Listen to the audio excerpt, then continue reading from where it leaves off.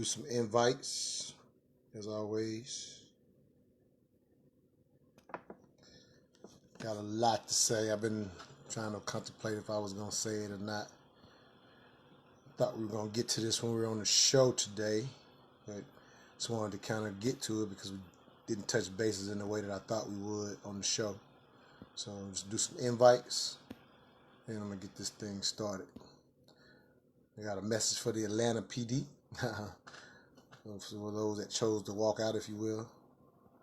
And I want to tell y'all why I don't believe Rayshard's killer will be convicted. So I'll just give you my thoughts on that. I'm going to give some facts as well. Some facts that a lot of you probably won't like. But you'll think I'm choosing a side when in some cases I'm just stating a fact. But I'll try to make sure I clarify and let you know when I'm stating a fact versus my opinion, which would probably be pretty obvious. All right, I'm going to do 10 more invites and then I'm going to start. So I always do, let's see, 1, 2, 3, 4, 5, 6, 7, 8, 9, 10. All right, here we go.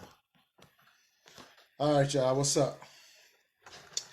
All right, man. So, Toya Smith, aka Black Socrates, from the Mental Dialogue Community Club.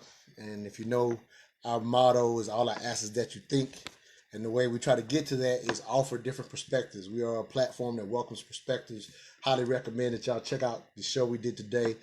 Should we or should we not defund the police? I think I'm saying that correctly. But I want to, highly recommend that you check it out. But let me get into this conversation. So I have a message for the Atlanta PD, for those specifically that chose to, in a sense, walk out after the Rayshard Brooks case. And I definitely saw a lot of people putting up the memes that, those officers are choosing to walk out because they don't want to be held accountable in the killing or shooting of us. And so, but I want to say to them in particular, there's more to it than just not wanting to be held accountable. It was unique in the George Floyd case, right? To actually see a lot of policemen coming on record and saying that wasn't right, because hardly ever does that happen, right? We've seen plenty of egregious situations in the past where, always that argument over good cops and bad cops. And everybody would say, well, the good cops need to hold the bad cops accountable. And what we would see over the years is all of a lot of tragic deaths that we've seen even on film over the years. Rarely ever with the good cops speak up, or whatever, or you'll hear that language of not all cops are bad, which was definitely frustrating for our community, because at the end of the day there was no accountability, and ultimately, no matter what, the police union would always go to bat, seemed like, no matter what this was. And quite often, as I've mentioned on some other videos, the officers didn't even get past grand jury, right? And so basically the police union, I think is too strong, if you will, but they, in a sense, they always seem to have the officers back no matter the conduct, it seems, right? And so anyway, so bringing it particular to this case, their walkout, for example, here in Atlanta over Rayshard Brooks versus, I don't know if I heard of it was a walkout or anything in Minnesota with George Floyd. I know those cops got so upset at one point, they were coming out that one day and they were just busting everybody's tires up in Minnesota. I think I saw that. That was super weird. I don't know all the details on that. But in the case of this situation, the Atlanta APD that are choosing not to come to work, if whatever the case may be, those that are choosing that's their choice. What I want to say to them is the Rayshard Brooks situation is one in which you walking out is you as a police department, as policemen, you leaving and walking out is disregarding, in a sense, the environment that you as policemen are somewhat responsible for. you're responsible for an environment where the situation that we see with Rayshard Brooks is one that in the past, typically, just keeping it a buck, would not have gotten past a grand jury. There have definitely been situations, Eric Garner's situation should have gotten past a grand jury. There are plenty of situations in the past in which it should have gotten past grand jury, and it didn't. And the Rayshard Brooks situation, based on at least what we can see on film for the most part, is definitely one in the past that wouldn't have gotten past grand jury. So while the cops are super upset because they're saying, hey, that spurred a moment, and there's probably a lot of cops who are thinking I might have done the same thing, and if I'm going to be up for murder in a situation like that, then I can't serve. If that's the situation that's going to put me up for murder, then that's not a situation I want to be in. So the police union, I'm assuming some of these, they stood together, and now they're doing a walkout, some in their form of protest, because the environment has gotten to that point where, everybody's upset with cops. So we have such a volatile situation that situation is one in which cops are saying, hey, that could have been me, and now they're walking out. But again, what I say to the Atlanta PD is, you also must own the fact that you have created that environment because your history is such that quite often you treat the public as a us versus them. And so this situation it's not one situation. It's all the history that has led to a situation where the DA, which I think the DA is, in my personal opinion, is playing all of us, and I'll explain that in a second. But you got a DA who first comes out and says a taser is a deadly weapon, and then a few days later is charging the cop with first-degree murder. Those two things don't go together. I'm just giving perspectives. It's not about, if you're listening, it's not about whether you're agreeing with me. I just want to state as many facts as I can state, because I'm going to walk people through this situation of why I don't think this guy is going to get convicted, because I've studied a lot of these cases in the past. I mean, I literally, when I say study, I literally get into the cases. I don't do it all the time. I've gotten away from it, but a lot of the cases in the past, whatever was put out publicly, I'm a legal studies major. I don't mind going through it. I done went through autopsies of different situations when we start getting into the weeds of the Eric Garner is one I did that with. I did it with the Trayvon Martin situation. I like researching. It's just something. And so with that type of history, I'm going to give you, again, my opinion of why I don't think this guy is going to be convicted. But again, I wanted to start out with a message to the APD is you're walking out is not owning the fact that, in a sense, y'all are responsible for this environment to this degree. To this degree. Clearly, the egregious situation, George Floyd, even cops were coming out for the first time and saying, hey, that was bad. But we never saw y'all coming out, generally speaking, in the past when situations were obvious and probably should have been a conviction. And as I always tell people, in the last couple of years, there have been a couple of cop evictions, but for the most part, we got a whole long list of hashtags where cops that don't even go to grand jury. But this situation here in Atlanta, I wrote about this, but I'm just breaking it down on this video. So this situation in Atlanta probably wouldn't have gotten past grand jury in the past, because you have a spur of the moment situation. So let me walk y'all through. Again, you don't have to take my words because I'm a legal studies major, but again, I studied this, and I'm not a lawyer, so I'm not trying to put it up there, but it was pre-law, so we studied a lot of laws and stuff. So I'm going to tell you, at least from my knowledge of the law, I'm not just trying to give some facts in addition to my opinion on it, right? So just to walk through, this DA has charged this guy with murder 1. So having studied a bunch of these cases in the past, I wrote about this in one of my pieces, but DAs, from what I've seen in the past, quite often are notorious for, when a cop is being possibly on trial, DAs are notorious for undercharging or overcharging the police.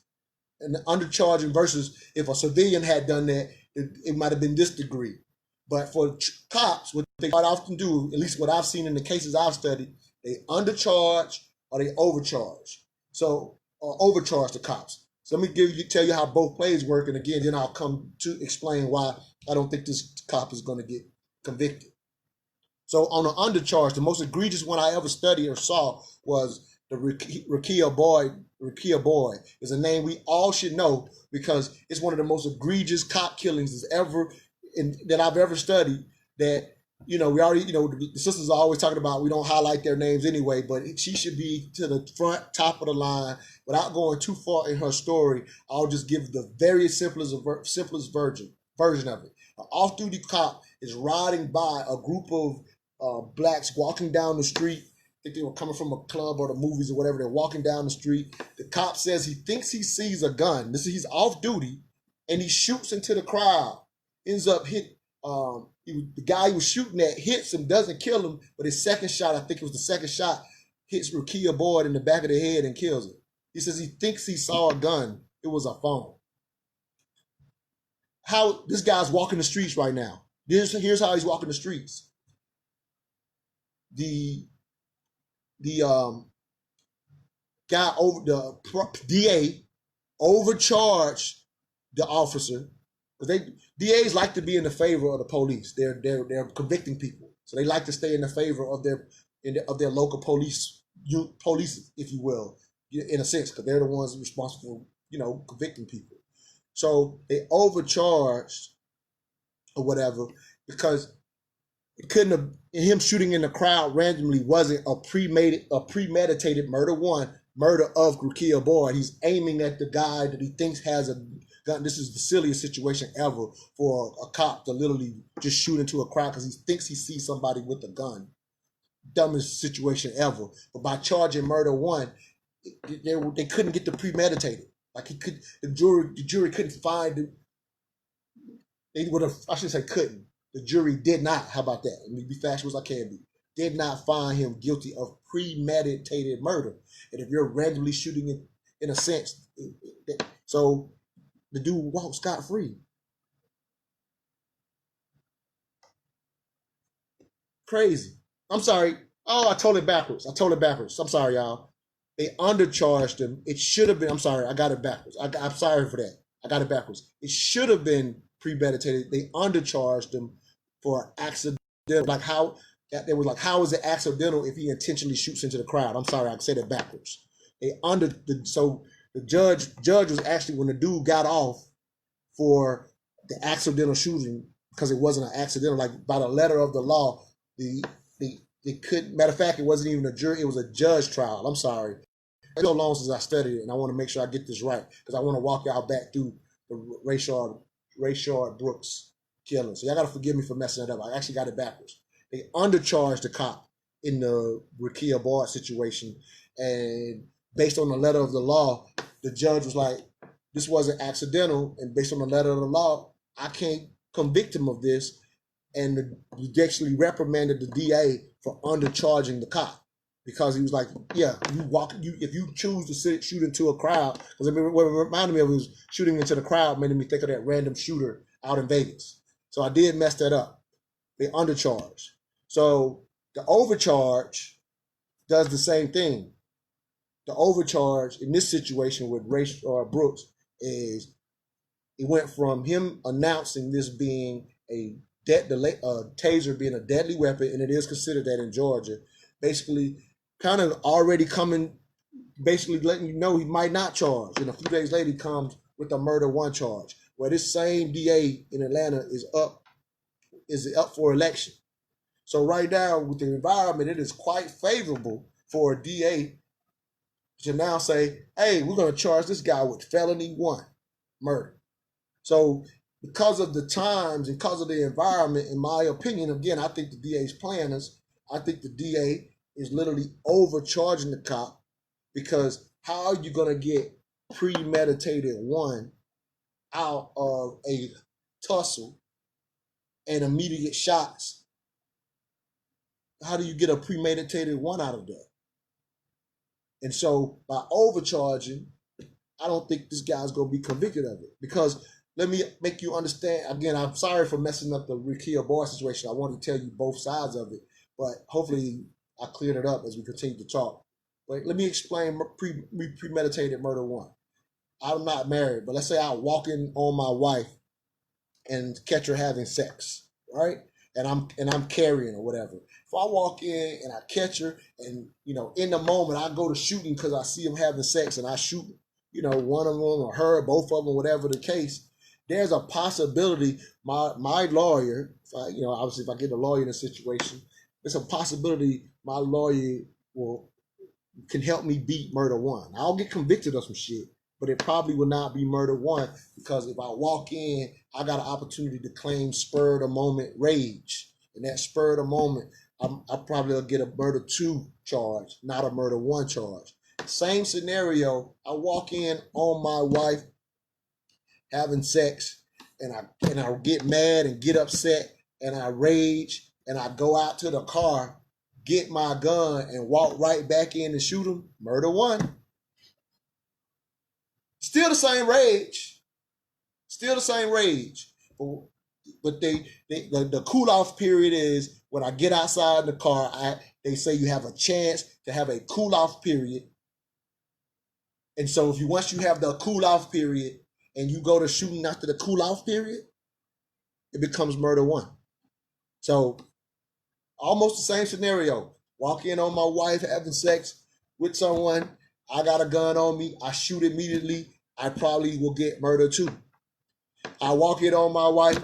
I'm still just as upset as I was when I had the gun, but the gun's in the car. I walk out, get the gun out the car, walk right back in and shoot them.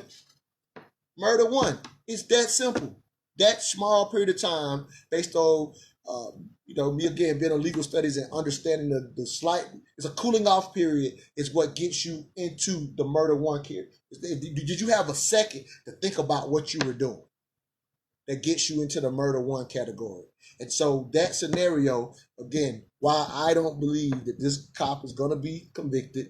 I actually, again, in the cases I've studied in the past, when it comes particularly to cop shootings, it is not uncommon, based on my studies, for a DA to overcharge or undercharge.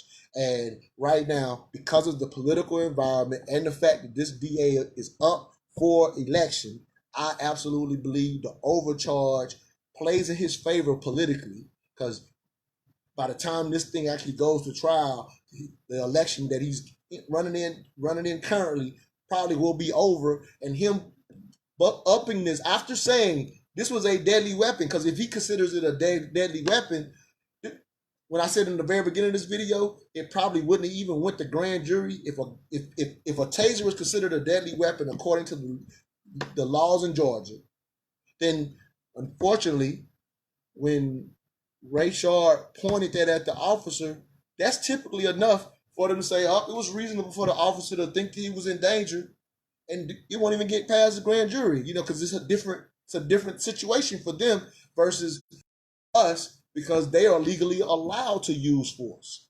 And so in a situation in which a deadly weapon is pointed at an officer, regardless, it could be a knife, they can shoot you if you're trying to reach at them with a knife.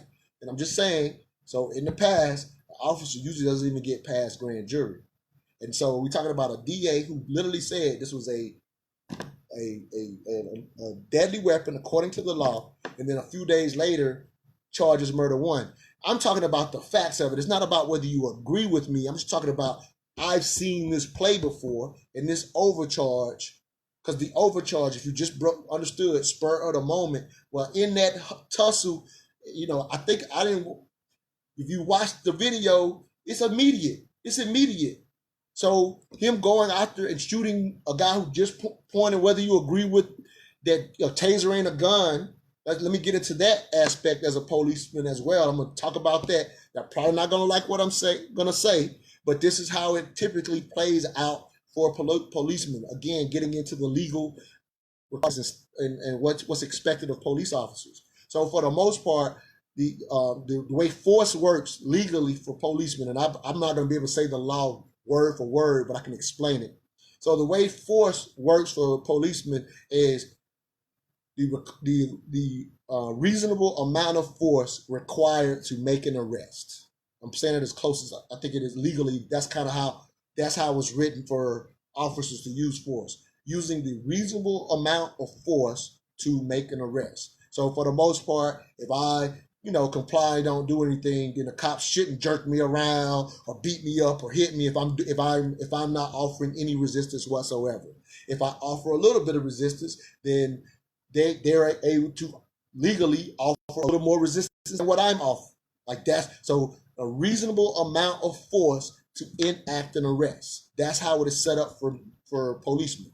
So the reasonable amount is basically a step above what I'm doing as any of us are doing as a suspect. So for the most part, if I'm just fighting with my fists, then their next level up is to bring out the batons and try to hit me enough to, stop me from hitting me with my fist. But they're not going to go to the next level up and typically use their guns for the most part if all I'm doing is using my fist, right? If I pull a weapon, a significant weapon, it could be a knife or something metal, just as even as them. So once I pull a knife or a metal stick, just like they have, then they don't fight me with a baton. The reasonable amount of force to enact arrest. They pull out their guns and say, "Drop the knife." See, they go to the next level based on my resistance. So the next level is I got a knife. Then they say, "Put the knife down." They don't pull out batons then. They pull the gun out. They go to the next level. So if I got the knife, and if I'm not in striking distance, they're going to keep the weapons pointed at me and trying to convince me to put down the knife. Because that's what they ultimately want to do. Since I pulled a knife, they now reasonable amount of force based on what I do. They pull the guns out and say, "Drop it." And they'll say, "Kick it away." As long as I do that, then they'll come in and arrest me. And for the most part, they shouldn't rough me up. It don't always go that way. But I'm just saying, for the most part, the reasonable amount, once I pull the knife, the next level up is considered the reasonable amount. So let's talk about Rayshard again. I don't think it typically would have gotten past the grand jury. So let me say this. So what I'm breaking down these facts, this is not, I'm just about just the facts of what we see. It's not about whether I'm agreeing or on the side of the cop or on the side of Rayshard. I'm just breaking down some legal aspects of what happened in that scenario, because there's quite often, again, as a legal studies majors, there's some laws that for the most part, we're ignorant of a lot of laws. I'm talking about just as a citizenship. But legally, how does that work? Ignorance of the law does not excuse you from still falling under the reprimand of the law, if you will, right? Some of you probably have heard that. Like, ignorance of the law is not an excuse not to be reprimanded legally, right? And so it's going to the specifics. I'm not getting into specifics because I'm very upset that this brother has lost his life. But again, just explaining some of the legalities will help y'all understand why I say I can't imagine that this cop is going to get convicted based on what I understand legally about that scenario. So I just already broke down, for the most part, cops are allowed to use one level above what it basically enough force to enact the arrest. Above and beyond is when you can get into the excessiveness, you can get into the brutality. We obviously know in our community, they definitely quite often go, I ain't gonna say quite often, but just sometimes they go too far or whatever, beat people up and things of that nature. But if if I'm fighting, once I stop fighting, they shouldn't just keep beating on me. It don't always go that way. That's when it becomes excessive. But let's get strict specifically what happened with the Rayshard situation from a legal standpoint. So I heard Trevor Noah, who I'm a huge fan of, talk about the concept of, when they were having that 40-minute interrogation of the guy, which is a long interrogation, right? So they have this 40-minute interrogation, and, near the end of it, kind of when he's conceded to the breathalyzer, because, they definitely, once basically, as him looking and being intoxicated, they have to, in a sense, for the legal search, get you to say yes to the breathalyzer. but legally, just so you know, just make sure people know this. They still you can commit and say yes, but if you say no, that is an automatic arrest. Just so you know, automatic arrest if you say no to the breathalyzer. So for the most part, that's where you see the officer getting him to say yes. Let me see. Let me see what you got, Omar. It would depend on the distance that Brooks was when he was shot. I would depend. Yeah, I heard it was a state witness. So Omar, to a certain extent, you're right about that. Here's it's not as simple as that though, and I'm gonna explain why it's not as simple as the distance. The reason it's not that simple because the the hit rate on active gun fights, and on obviously he only had a taser, but again, they're allowed to go one step above, you know, and the reason they go one step above is kind of for their own protection. Again, it may sound like I'm on the side of the cop. I'm just giving y'all the facts. The facts are to go one step above. I mean, I remember seeing one friend during when it first happened, and I even just mentioned that he had pointed the taser back at the cop. One friend said, it's cowardly because it's taser for taser. I'm like, no, our law, they're not expected to go taser for taser with anyone. They go, as soon as you pull a weapon, they go one step above. And had he not, rushed and pointed at him real quick, they would have said, drop the taser. And, hopefully he would have stopped or whatever. But in chasing him, the gun doesn't come out if he doesn't have a weapon. But the gun came out, as soon as the guy took his taser. So the cops fast or whatever. So he had his gun out. But let me go break down what I was saying to you, Omar, real quick. So, yeah. So the distance. Here's the issue: the hit rate for officers is in an active gunfight where it is like 18%. And these are people that shoot all the time, right? So I'm gonna answer that too, Omar. So because it's 18% and people don't always, like, oh, I just got shot.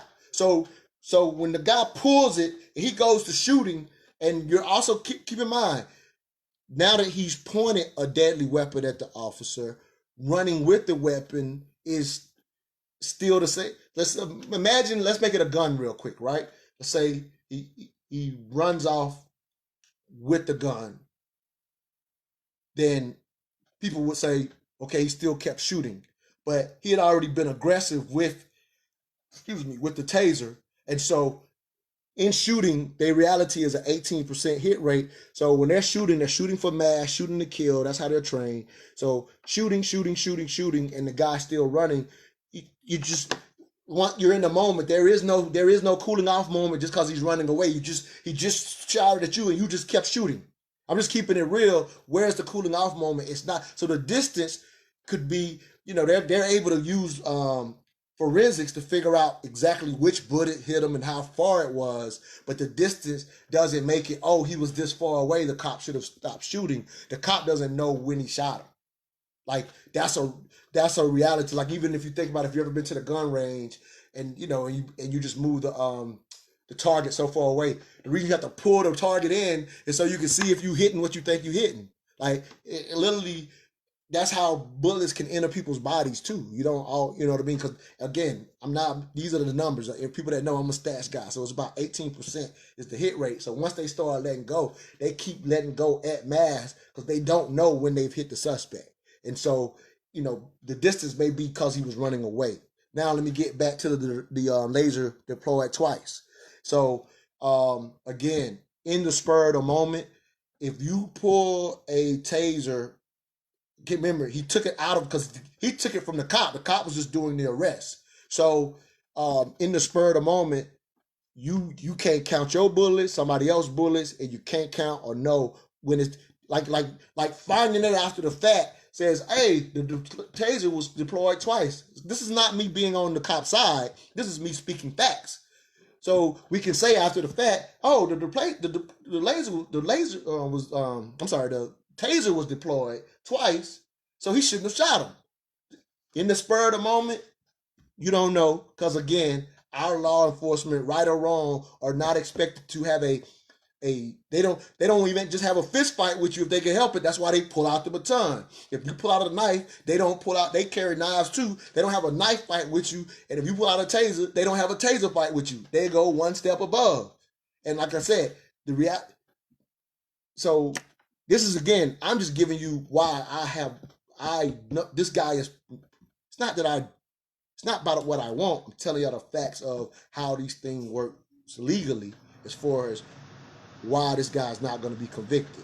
And if you just tuned in, I already kind of broke down why there are plenty of officers who are saying, hey, if that's going to get me fired, I don't want to do this anymore.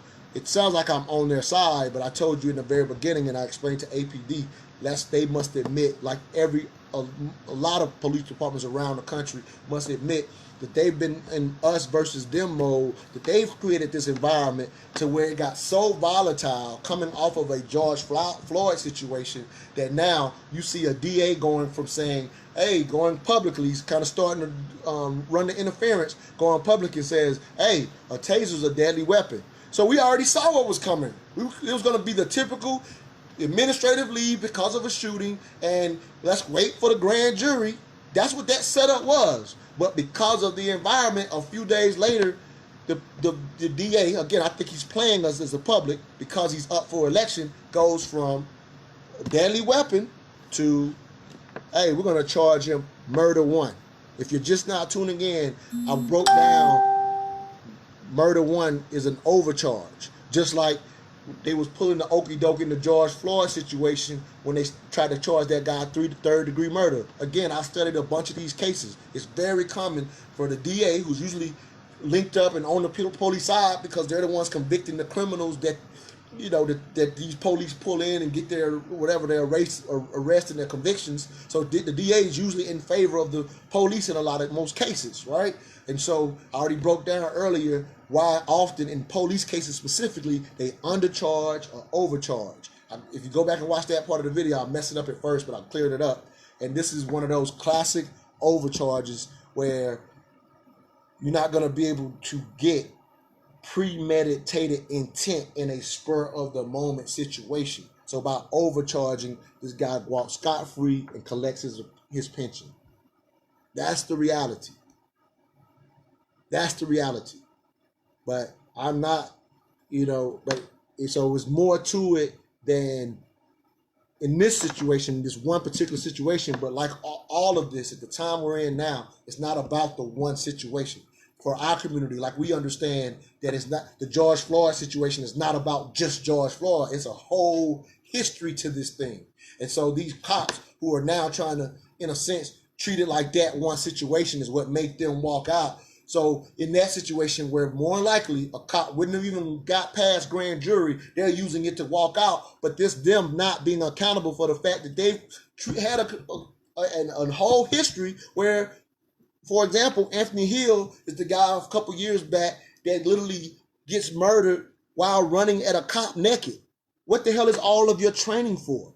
Butt naked. So he definitely don't have a gun. He was having a mental health crisis. He was outside, butt naked. That's why the cops even got called in the first place. And he, in his mental health crisis, is running towards the cop. I had another good friend, and I got friends who have been on police forces or whatever, and talk. Same thing with the Mike Brown situation. Well, I told y'all, I read all of the autopsy report in the Mike Brown situation. I've said this on another video. While his hands were not up, he still should be alive. And my cop friend said to me, what the hell do we take combat training for if we're not prepared for a suspect coming at us? But he said, in reality, that guy was supposed to wait for backup. Literally, backup shows up right after their he shouldn't have.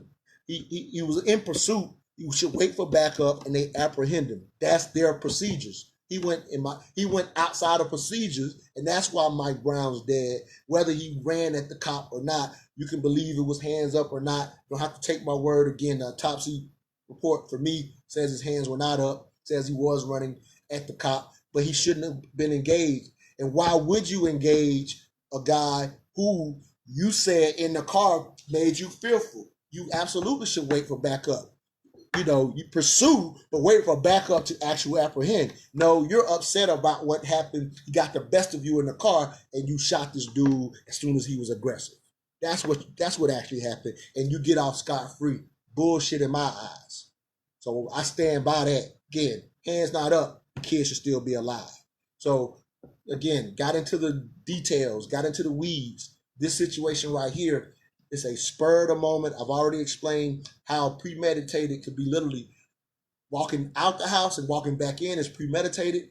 Shooting as soon as you come in the house and see your significant other cheating will probably get you murder 2, not murder 1. I'm just kind of reiterating that. And so, yeah, unfortunately, I don't see this cop getting convicted. Because again, I already early in the video, if you're just tuning in, I broke down how legally,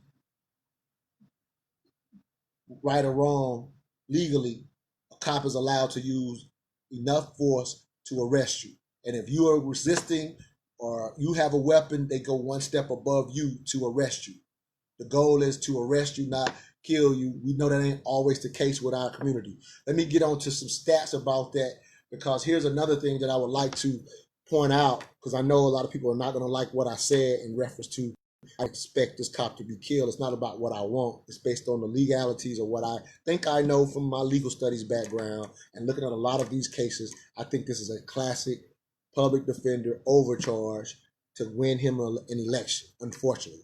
I want to be wrong in reference to why the DA did it. If he did it because he sees some information and has some facts that says, no, this should be murder 1, I hope he's right. He's got to go prove it, but he's probably going to be elected before that even happens. Let me go into some other things now, just for the sanctity of our community going through this, because again, we did a show and it's tough times. It's tough times on everybody to experience all of these situations, so close together. But on the show today, when we were talking about defunding the police, by the second half of the show, I really got into an aspect, and this is just some advice that a lot of people don't like, but I think is absolutely necessary for our community to consider. And the reason they don't like it is because what I'm about to say sounds like something that you hear in political narratives. Political narratives when it comes to how we interact with the police. And I said this on the show today. I says, we must continue to try to improve how, in a sense, we are, treated by the police, specifically the African American community, because we know we've had a long history of not being treated like other cultures, right? We know we've had a long history, so that's where our frustration comes from. We must continue to fight to change that in whatever way that we can. However, the however is the reality of the situation. Since we are treated in this manner, then I think that we must strategically handle the situation based on our reality. And while I absolutely, and people think I don't mean this based on what I'm going to say, but I absolutely understand how especially if you grow up in a place where you're constantly harassed, how you can get frustrated times, and it is human nature to get frustrated to the point where maybe you're not as compliant as a cop would like you to be. You're having a bad day, that kind of thing. So I get that is absolutely normal. However, that's not a luxury in my eyes that we have as African Americans to not always consider when we're stopped. Compliance, in my opinion, is the best defense against a trigger happy cop. Now, people hear that, they'll go to the examples like where even when you comply, people lost their lives. That's a fact. That is a fact. It rarely happens though. So, and I'm not minimizing it because it rarely happens. I'm explaining the facts of it so that we can be strategic in how we conduct ourselves, because typically police training is for them. We all probably have been in situations where with us, the cops have escalated versus de-escalated. You wasn't even crunk up, right? Initially. I always say the Sandra Blonde situation is a perfect example. He had already given her the ticket, and he literally gives her the ticket and says, "You seem perturbed." And it escalates after he could have just Damn right she mad. I got a ticket for signaling to get out your damn way. She wasn't even allowed to be mad before you seem perturbed. And then at that point, she finally snaps. And it's like, I gotta put out my cigarette. So it turned into, he already gave her the ticket. Give her the ticket, let her be mad, and we still got Sandra Bland in our lives. Obviously we only know her because of the situation, right? I mean, there's more to it. I'm not gonna go too deep into that, but I'm just saying, perfect example of how cops often treat us in our community. You already given her a ticket, let her be mad and go on her way. But he escalated that situation. We've all had that experience, and so because that is quite often the reality, then our P's and Q's and what we must teach the next generation is not to move in fear that these cops are out to kill us. It's not whether that's right or not. It's how we can prepare ourselves mentally to handle a can be fearful situation. So in your fear, we must think about and train our youth, our children, other adults who don't know this stuff. We train them how to, in a sense, I might have to de-escalate if this, because when they go to pushing buttons, because the ones that want to escalate go to pushing buttons. And you have to stay calm because it gives you the best chance. I didn't say it gives you a guarantee, but it gives you the best chance. Because here are the real numbers. I gave these numbers out on the show today. In any given year, 18 million police stops. 18 million in a given year and about 11 million arrests. Big numbers. The cops kill about 3 people a day in the United States. Comes out to about 1,000 people every year. 96% of them are carrying a weapon. Now, I can't surmise from what I can look at on the FBI crime stats. I can't surmise if everybody was, having a weapon doesn't mean they were being aggressive. You know what I mean? Like, we absolutely know the risk. We see somebody said, one of my guests said it on the show, Philando Castile, who announces, I have a weapon. Because that's what that's what owners are told to do anytime they're stopped by a cop. They're supposed to announce that they are, legally carry. And that's all it took for that man to die. So when I start talking about compliance, people run to the Philando Castile, which was clearly wrong. Cop didn't even see trial. Not okay with none of that shit. But they run to the Philando Castile to almost prove what I'm saying wrong, but the numbers are clearly on the side of compliance. Even in the 1,000 people that end up getting killed, 96% of them have weapons, 4% of them do not. In 2018, FBI crime stats, if you ever looked at the stats, they're always 2 years behind to get them compiled completely. And so 2 years ago, that 4% ended up being 17 blacks and 30 whites. Out of 18 million stops, 11 million arrests. So I'm giving these numbers because in me talking about teaching our children, compliance is, in my opinion, the only way for us as African Americans. I'm not doing the political. You should have done this. Rayshard, I'm saying his name right. Rayshard should. That's not what I'm doing here. What I am doing here is, if our reality is, because the numbers show we're twice as more likely than whites to be shot unarmed. So I'm pretty sure that number goes higher when we are armed, even legally, as we see with Philando Castile, right? But if we're twice as likely to be proportionally, you know what I mean, twice as likely to more be shot while unarmed, then compliance is the only choice we have in those moments. Now, when I say compliance, what I've heard people respond to me about on a couple of occasions is they think I'm just talking about some level of submissiveness where I should be allowing cops to disrespect me. However, what I've been fortunate to do in my relative interactions, and I've had good interactions and I've had terrible interactions. As I announced on the show, I've been falsely arrested before. So I'm just using, all I can is use my own experience, and I'm not saying my own experience is how it will go every time. But because I'm fully aware, and I've been not every, there have been times where I've been extremely nervous based on not knowing why I'm being stopped. So there have been times where that fear creeps into me as well. So it's happened. And so, but my point being is, because of our reality as African Americans, I'm in de-escalate mode, period. No matter what.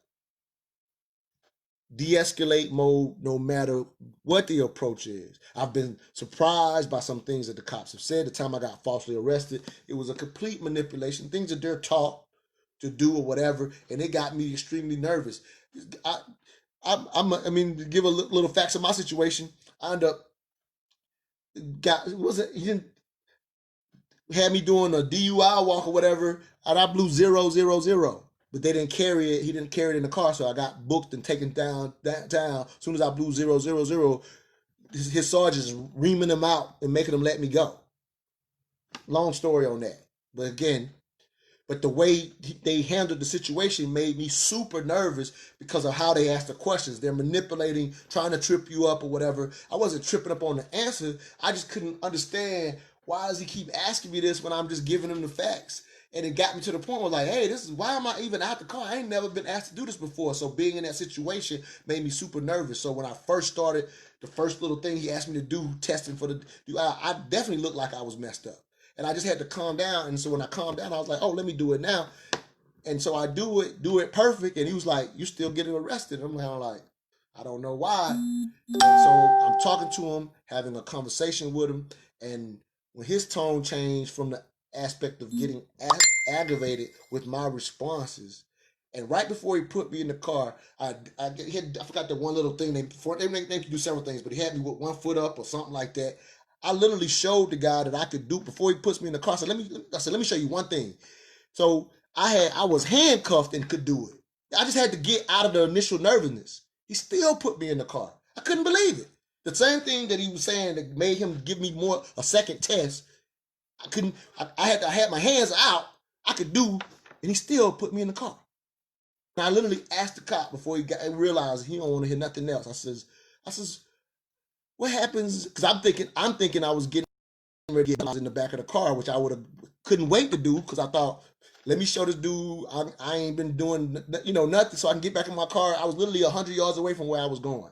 So I'm thinking he's about to breathalyze now. So when I was like, where is it? He says, we don't carry it, so I got to take you downtown. So I'm getting my car towed. Every junk was crazy. When he gets in the car, I literally say, so what if I blow nothing, then what? Because I had never been arrested before. And the dude was perturbed by that question. I'll be damned if I don't go to the precinct and blow 000.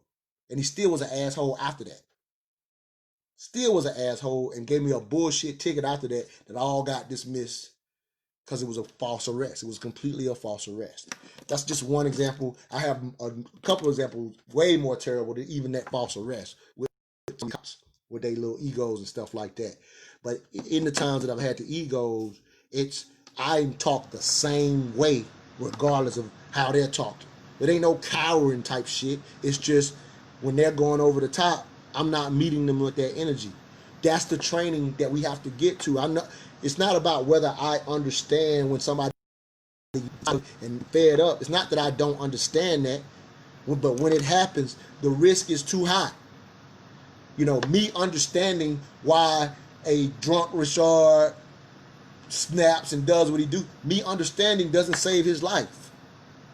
And speaking of drunk, just again, the legal facts. Let's go over that, and then I'm out of this thing. So the way this thing works is, him being a